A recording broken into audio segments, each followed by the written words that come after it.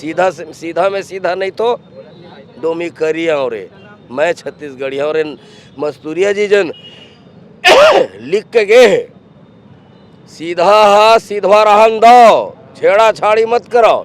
जैन दिन छत्तीसगढ़िया मन डोमी करिया बनी, पानी बुढ़े नहीं बाँचने वाला हो तुमन।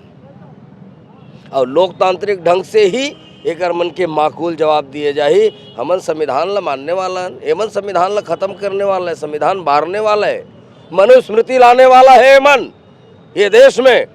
और कहा थे पंडा पुजारी मन कि ये देश मनुस्मृति से चली, ये देश संविधान से चली।